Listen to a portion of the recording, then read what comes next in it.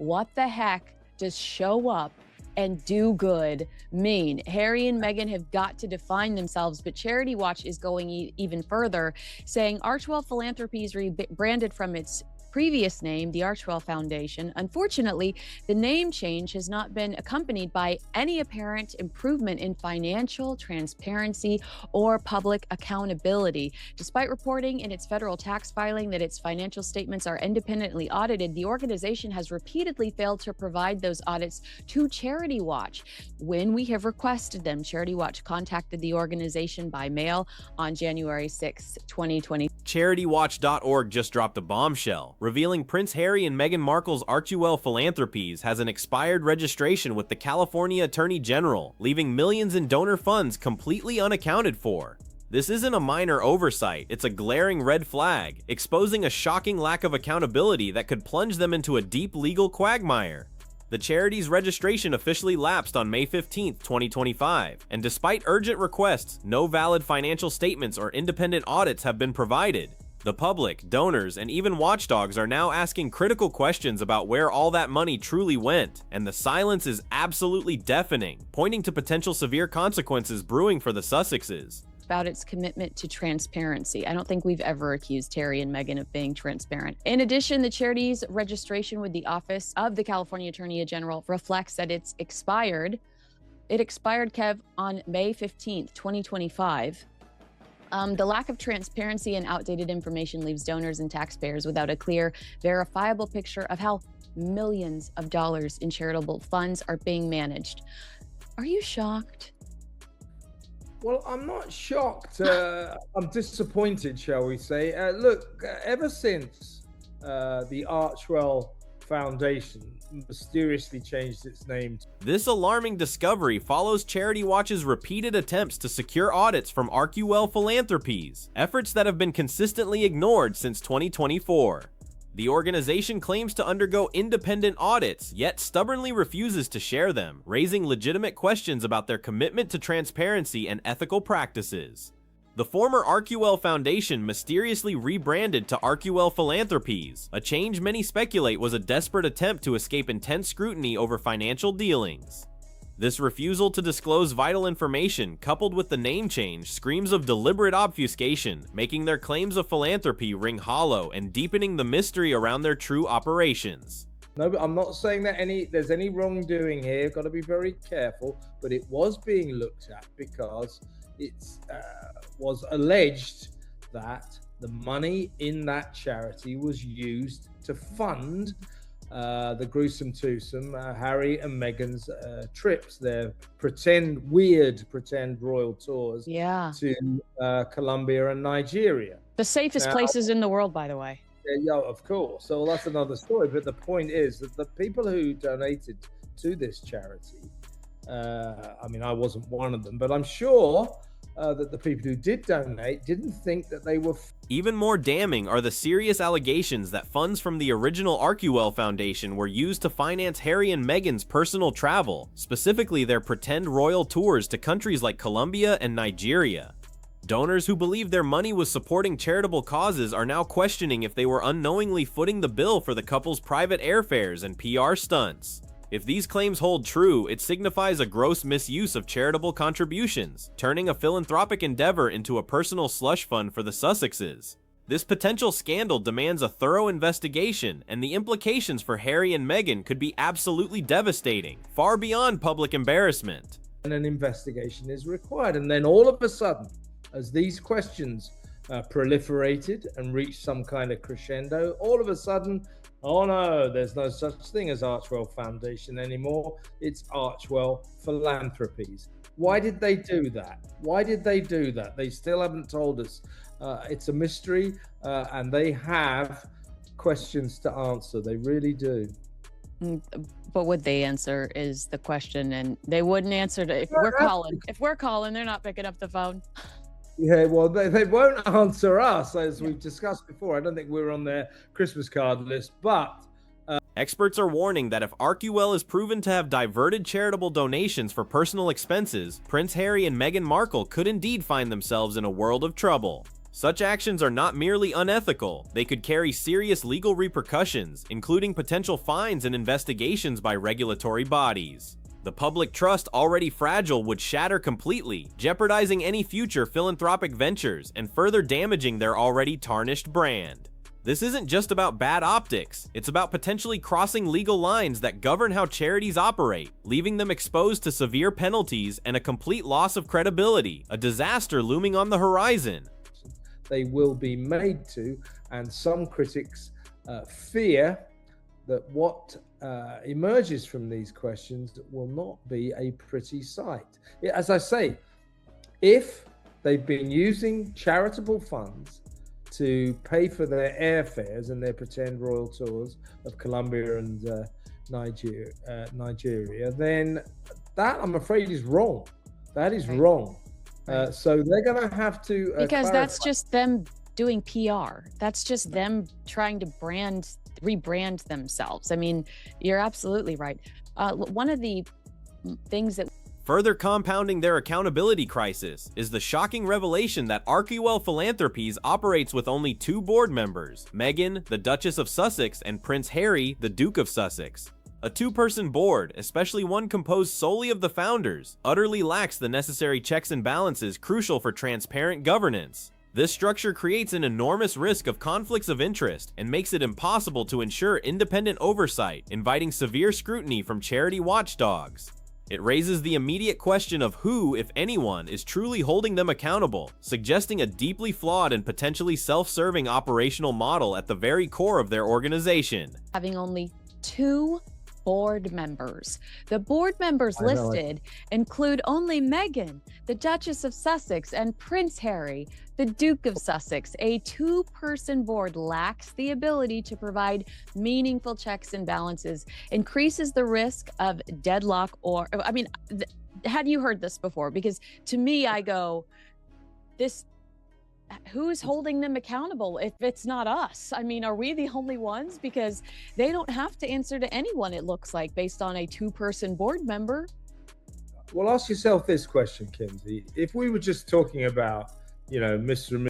In lieu of legitimate audits, HUMILIATED Philanthropies publishes impact reports on its website, documents that Charity Watch dismisses as no substitute for independent financial scrutiny.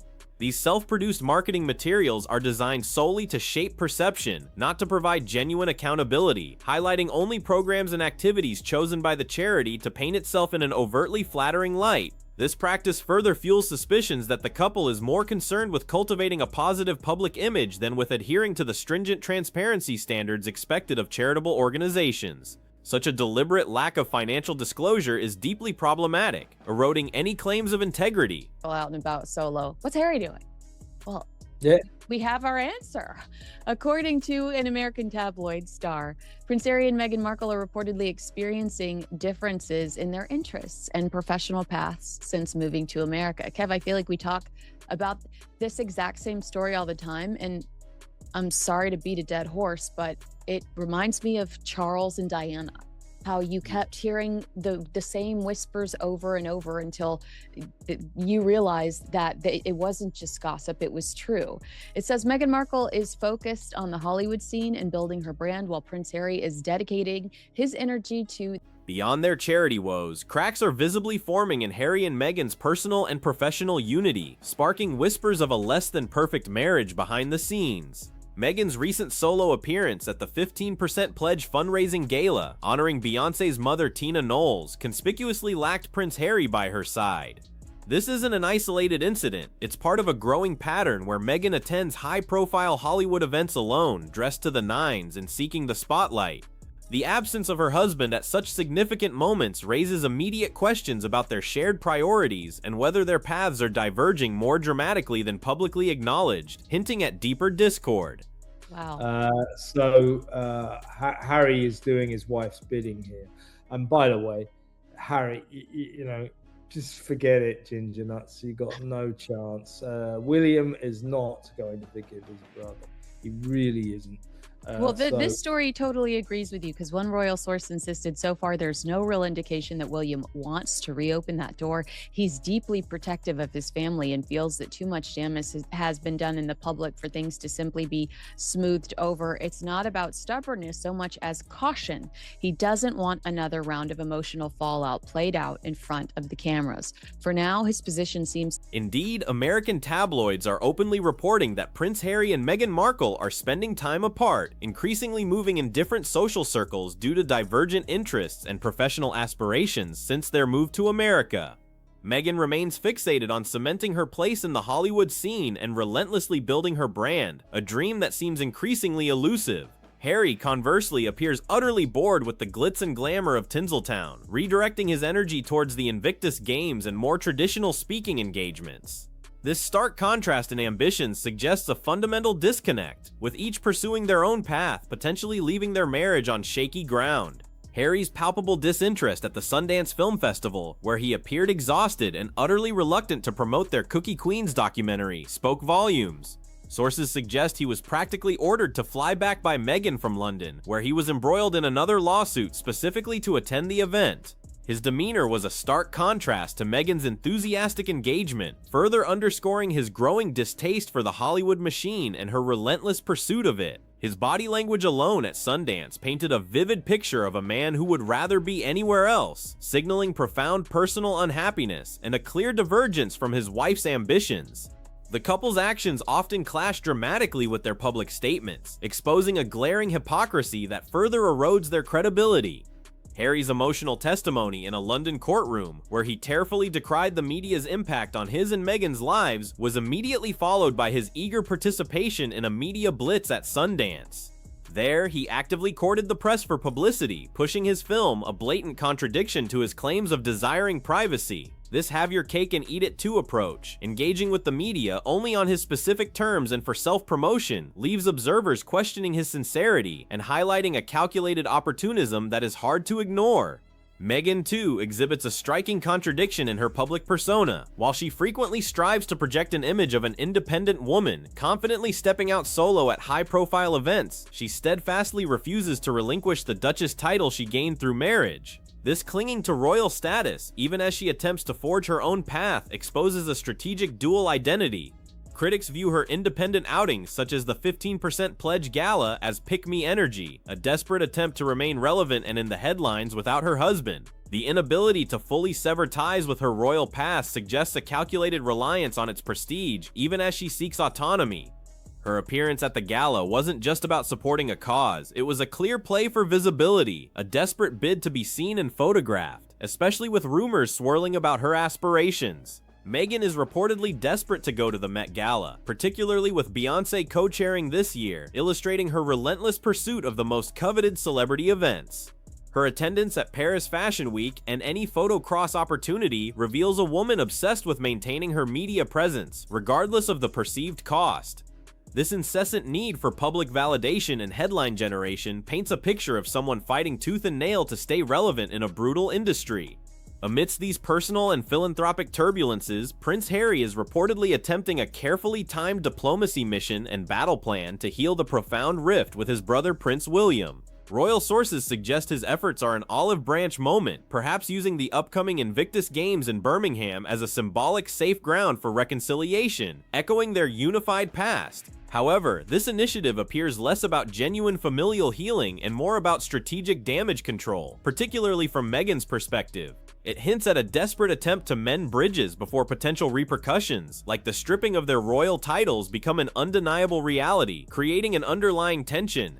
Unfortunately for Harry, royal sources insist there's no real indication that William wants to reopen that door. William, described as deeply protective of his family and acutely aware of the public damage inflicted, is not willing to simply smooth things over. His cautious approach isn't stubbornness, but a measured response, as he has no desire for another round of emotional fallout played out in front of the cameras. William's position is clear. He will wait and see rather than rush into a reconciliation that could prove disingenuous or lead to further public spectacle. This unyielding stance from William signals a monumental barrier to any genuine rapprochement. Moreover, William's refusal to reconcile is deeply rooted in the profound insults and upsets Harry and Meghan inflicted upon his wife, Kate. A proper husband stands up for his wife, and William, known for his protective nature, harbors a deep resentment for how the gruesome twosome treated the Princess of Wales. This personal affront is a significant, arguably insurmountable obstacle to any genuine forgiveness or mending of their relationship. The public attacks and perceived slights against Kate have hardened William's heart, transforming the fraternal bond into a chasm of unforgiveness, making Harry's attempts at peace utterly futile and doomed to fail. It's widely speculated that Harry's sudden push for reconciliation is not entirely his own initiative, but rather Meghan's strategic influence. The underlying fear is that if the rift persists, William, once he ascends to the throne, might move to strip them of their valuable royal titles. This looming threat provides a powerful, self-serving motivation for Harry to mend bridges, positioning his olive branch as a desperate attempt to secure their status and protect their brand.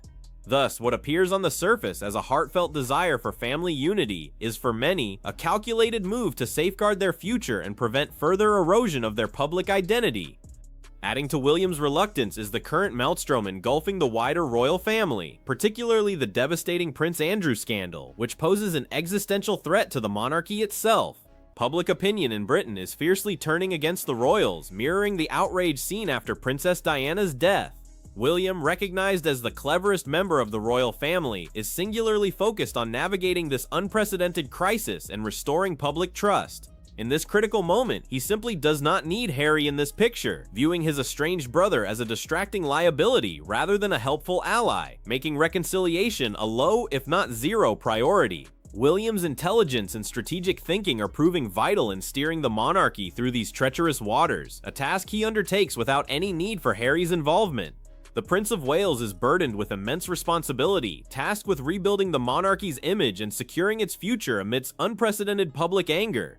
Harry's previous actions, including his tell-all memoir and interviews, have only exacerbated the royal family's problems, making him an undesirable partner in any healing process.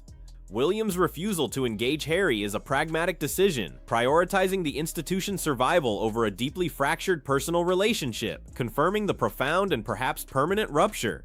From glaring transparency issues within their charity, fueled by allegations of financial misconduct and an expired registration, to the public spectacle of their increasingly separate lives and a seemingly irreparable rift with the royal family, Prince Harry and Meghan Markle appear to be teetering on the edge. Every new revelation paints a picture of a couple struggling to maintain control, their carefully constructed image unraveling piece by piece. The questions accumulating around their finances, their marriage, and their place within the broader royal narrative suggest a looming crisis that could fundamentally redefine their future, leaving them vulnerable to severe public and legal fallout. The sum of these unfolding dramas, the charity scandal, the crumbling public perception of their marriage, and the definitive closure of any path back to royal unity paints a grim picture for the Sussexes. Their refusal to be transparent, coupled with the ongoing perception of hypocrisy and self-interest, is creating an undeniable trajectory toward profound consequences. The world of trouble they face is not merely speculative, it is a tangible reality being shaped by their own choices and the mounting scrutiny.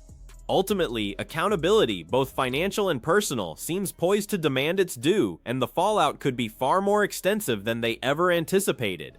Their charity, RQL Philanthropies, is facing a critical report from CharityWatch.org, alleging a shocking lack of financial transparency that could plunge them into serious peril. Despite repeatedly claiming independent audits, they have consistently failed to provide these crucial documents to Charity Watch, leaving millions of dollars in charitable funds completely unaccounted for. This isn't merely a PR blunder, it's a profound failure of public accountability that raises legitimate and concerning questions about their operations. The very foundation of their philanthropic image and perhaps their future now teeters on the brink. This revelation alone suggests they might be heading for an unimaginable predicament, far beyond simple reputational damage. This opaque financial management isn't a new problem. Charity Watch specifically requested these audits by mail on January 6, 2026 and received no response. Prior to that, multiple requests were made throughout 2024, all met with silence. For an organization claiming to undergo independent scrutiny, their consistent refusal to share the results immediately raises legitimate doubts about their integrity and commitment to ethical practice. This pattern of non-compliance creates a disturbing narrative where transparency is promised but never delivered, fueling widespread public skepticism. The prolonged evasion highlights a troubling reluctance to operate openly. Adding another layer to their burgeoning woes, ArcUL Philanthropy's official registration with the Office of the California Attorney General has reportedly expired. The registration lapsed on May 15, 2025, leaving essential public information outdated and creating a regulatory vacuum. This critical lapse compounds the existing transparency issues, leaving donors and taxpayers without any clear, verifiable picture of how millions in charitable funds are truly being managed. It's a basic legal requirement for operating a charity, and its absence signals a deeply concerning disregard for regulatory compliance and public trust. Such fundamental oversights hint at a chaotic operation. Further fueling the controversy is the charity's mysterious rebrand from the ArcUL Foundation to ArcUL Philanthropies. This sudden name change, unaccompanied by any real explanation or improvement in transparency, has led some critics to speculate about financial chicanery. The suspicion is that this rebrand was a calculated maneuver to escape scrutiny, perhaps a desperate attempt to get out from under the microscope after the initial foundation began attracting unwelcome attention. This unaddressed shift in identity only deepens the mystery surrounding their true intentions and financial dealings, making their actions even harder to defend. Whispers are now turning into outright allegations that funds meant for charitable endeavors were potentially misused to finance Prince Harry and Meghan Markle's personal travel. Specifically, it's been suggested that money from the ArcUL Foundation was used to fund their pretend royal tours to countries like Colombia and Nigeria. If these serious allegations hold true, it implies a gross betrayal of donor trust, diverting charitable contributions to cover their lavish airfares and PR-driven trips. This would constitute a grave ethical breach, potentially transforming goodwill into a serious legal quagmire, damaging their image irreparably. The implications of such alleged financial misconduct are profound, demanding immediate answers. Donors who generously contributed to the charity did so with the expectation that their money would serve genuine charitable purposes, not subsidize the Sussex's travel expenses or attempts at self-promotion. If these claims prove accurate, an urgent and thorough investigation would be absolutely necessary to protect public confidence in charitable giving. This isn't just a matter of poor optics, it's about safeguarding the integrity of philanthropy and holding powerful figures accountable for the funds entrusted to them by well-meaning individuals.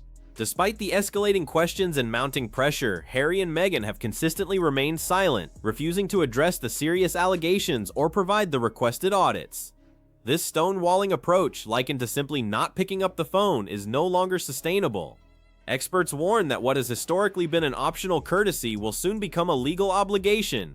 They will be compelled to answer these questions, and many fear that whatever truths emerge from this forced disclosure will be far from pretty, potentially confirming the worst suspicions about their financial practices. Their silence is becoming deafeningly incriminating. In place of genuine accountability, ArcUL Philanthropies posts impact reports on its website, documents that Charity Watch explicitly states are no substitute for an independent audit. These self-produced marketing materials are designed solely to shape perception, not provide accountability, carefully selected to paint the charity in the most flattering light for donors and board members. This strategy highlights a troubling preference for superficial image management over rigorous financial oversight. Such a deliberate sidestepping of true transparency further reinforces the belief that there's something significant they are actively trying to conceal, manipulating public opinion. The true extent of the couple's predicament remains speculative, yet the consistent lack of transparency, coupled with the serious nature of the allegations, fuels a growing fear. The theory gaining traction is that Harry and Meghan are genuinely worried that if it's proven they used charity funds for personal airfares or pretend royal tours, they might be in a world of trouble. This isn't merely a casual observation, it suggests a real concern within their camp about the potential legal and reputational fallout. 5 years into their playing at charities, the lack of clarity could finally catch up to them, with severe repercussions. Perhaps the most staggering revelation concerning ArcUL Philanthropies is its reported governance structure. Charity Watch discovered the organization astonishingly lists only 2 board members, Meghan, the Duchess of Sussex, and Prince Harry, the Duke of Sussex, themselves. A board composed solely of the 2 principal figures behind the charity creates an unprecedented conflict of interest, completely lacking the fundamental ability to provide meaningful checks and balances. This arrangement instantly amplifies the risk of mismanagement or self-serving decisions, eliminating any semblance of external oversight. It begs the question, who exactly is holding them accountable within their own organization? The implications of a two-person board, particularly one comprised solely of the founders, are dire for charitable oversight. Charity auditors and monitors are witnessing flashing warning lights because this structure simply does not look good. Without external independent voices on the board, the risk of deadlock or self-enrichment skyrockets, making proper governance virtually impossible. This setup is deemed hopeless by experts, demanding immediate action to instate more independent members and to finally be transparent about the use of other people's money. It's a fundamental breach of standard charity practice, opening them to immense criticism. Beyond their charity's entanglement, reports suggest their personal lives are also navigating choppy waters. Speculation is rife that Prince Harry and Meghan Markle are increasingly spending time apart, facing differences in their interests and professional paths since their move to America. Meghan reportedly remains laser-focused on conquering the Hollywood scene and meticulously building her brand, while Harry seems to be dedicating his energy to the Invictus Games and various speaking engagements. This divergence in their professional orbits is now purportedly leading to a less-than-perfect marriage behind the scenes, creating a palpable tension. Observations of their recent public appearances only amplify these concerns. Harry's demeanor at the Sundance Film Festival, where he was promoting their film, was notably exhausted and uninterested, appearing as if he would rather be anywhere else in the world. Meanwhile, Meghan has been frequently stepping out solo, most recently at the 15% Pledge fundraising gala, looking like $1 million. The stark contrast in their engagement, with Harry often absent from key events Meghan attends, raises poignant questions about their unity. This pattern suggests a growing disconnect, visible even to casual observers, hinting at underlying issues. The narrative of Harry and Meghan leading increasingly separate lives gains further traction from recent events. Harry's decision to linger in London after his court appearance rather than rushing back to Meghan was widely noted. Then he was reportedly ordered to fly back by Meghan for the Sundance Film Festival, where he displayed clear reluctance. When Meghan later attended the 15% Pledge Gala alone, despite living a mere 45 minutes away, many wondered, where is he? Why is he not there? This consistent pattern fuels the unsettling feeling that all is not well behind the gilded gates of Montecito, hinting at deeper marital strain. Further undermining their public image is Harry's blatant hypocrisy regarding media engagement. He recently sat in court, passionately lamenting how the media had made his and his wife's lives miserable, a claim deemed irrelevant to his actual lawsuit. Yet, almost immediately afterward, he jumps on an airplane to the Sundance Film Festival, actively courting publicity and posing for cameras to promote his new movie. This astonishing contradiction reveals a desire to engage with the media purely on his own terms, wanting his cake and to eat it too. It's a performative outrage selectively deployed for personal gain. Meghan, too, exhibits similar contradictions. While she often projects an image of an independent woman through her solo appearances, like at the Tina Knowles Gala, she conspicuously holds onto her Duchess title, a status conferred solely through her marriage. Critics brand her gala attendance as pick-me energy, suggesting a desperate bid for media attention, possibly even hoping for an invite to the Met Gala. This simultaneous desire for independent recognition and clinging to royal status creates a confusing and often embarrassing public persona. It begs the question, is she truly independent or simply leveraging her royal connection? Amidst these personal and professional challenges, reports emerged of Prince Harry's battle plan to heal rift with William, described as a carefully timed diplomacy mission. The Invictus Games in Birmingham was identified as a potential olive branch moment. However, critics quickly pointed out the inherent selfishness of such a gesture, questioning whether it truly benefits anyone but Harry's own brand. It's perceived not as genuine reconciliation, but as a strategic move, perhaps even driven by Meghan's fear of losing their titles if bridges aren't mended. This cynical view suggests a self-serving motive behind his outreach. Despite Harry's alleged overtures, royal sources insist there's no real indication that William wants to reopen that door. William, described as the cleverest member of the royal family, is deeply protective of this family and believes too much damage has been done in the public. His cautious stance is not stubbornness, but a measured decision to prevent another round of emotional fallout played out in front of the cameras.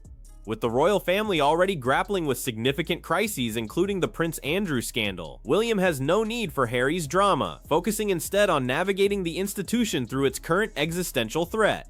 Furthermore, William's refusal to forgive stems from a deeper, more personal wellspring. As a devoted husband, he will not overlook the upsetting and insulting remarks made by Harry and Meghan against his wife, Catherine. This profound loyalty to his family, coupled with the immense pressure of the monarchy's current maelstrom, means Harry's attempts at reconciliation are futile. The relationship between the brothers, in William's eyes, is irrevocably broken. The idea of peace pacts is dismissed. Instead, the dynamic between Harry and the British royal family remains a war zone, with no end in sight for their bitter conflict. From the profound financial opacity of their charity, jeopardizing millions in donor funds, to the visible strains in their marriage, signaling increasingly separate lives, Harry and Meghan find themselves navigating a complex web of self-made crises. Their public hypocrisy, coupled with William's unyielding resolve against reconciliation, paints a picture of isolation and mounting pressure.